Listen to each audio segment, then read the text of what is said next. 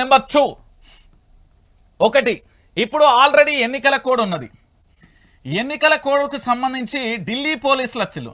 అంటే ఢిల్లీకి సంబంధించిన పోలీసులు రావడం అంటే ఎలక్షన్ కమిషన్కు సంబంధించి పూర్తి స్థాయిలో చర్యలు తీసుకోవాలి.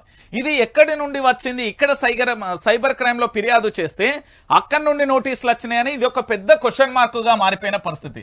ఇక మూడోది, రేవంత్ రెడ్డి తెలంగాణలో లేడు. ప్రస్తుతం కర్ణాటక ఇతర రాష్ట్రాలలో ఆయన ప్రచారం చేయూపుతూ తిరుగుతున్న పరిస్థితి కనబడ్డది.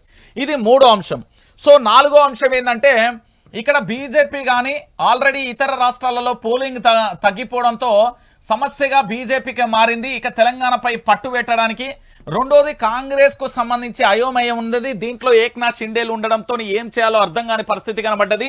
ఇక మూడోది వచ్చేసి రేవంత్ రెడ్డికి సంబంధించి వెన్నుపోటుదారులు కూడా ఉన్న పరిస్థితి కనబడుతుంది. ఇక మొత్తానికి రేవంత్ రెడ్డికి ఆల్రెడీ గతంలో మీ అందరికీ తెలిసిన విషయమే, ఉత్తమ్ కుమార్ రెడ్డికి సంబంధించిన ఫేక్ వీడియోలను సృష్టిస్తే స్వయాన కూడా బహుశా ఆయన జూబ్లీహిల్స్ బంజారాహిల్స్ ఏదో ఒక పోలీస్ స్టేషన్లో కంప్లైంట్ చేయడం, వాళ్ళు వచ్చి వీళ్ళ ఐటీ మీద దాడి చేయడం, దాంట్లో కొన్ని స్వాధీనం చేసుకోవడం, అరెస్టు చేయడం, ఇవన్నీ కూడా జరిగిన సంఘటనలు మనందరం కూడా చూస్తున్న పరిస్థితి కనబడుతుంది. సో మొత్తానికి తెలంగాణ రాష్ట్ర వ్యాప్తంగా కూడా ఒకటే చర్చ. రేవంత్కు సంబంధించిన అభిమానులు కానీ రేవంత్కు సంబంధించిన వాళ్ళు ఎవరైనా పరిస్థితి ఒకటే. రేవంత్ రెడ్డి అనే వ్యక్తి ఆల్రెడీ గతంలో కూడా తప్పు చేసిండు. ఉత్తమ్ కుమార్ రెడ్డి విషయంలో బయటపడ్డ దొంగ బహిరంగంగానే అది ఉత్తమ్ కుమార్ రెడ్డి గారే మాట్లాడిల్లు, నా మాట కాదు, నా మాటగా మీరు తీసుకోవద్దు, అది ఉత్తమ్ కుమార్ రెడ్డి గారు గతంలో మాట్లాడిన మాట. ఇక రెండోది ఏంటి అంటే సొంత పార్టీకి సంబంధించిన నేతలది గతంలో విపక్షంలో ఉన్నప్పుడు బయటపడ్డది, దాంతోపాటు అధికారంలోకి వచ్చినప్పుడు కూడా బయటపడ్డ పరిస్థితి కనబడ్డది. ఎందుకంటే కొన్ని వీడియోలు రావడం, కొన్ని ఆడియోలు రావడం సంచలనంగా మారిపోయింది.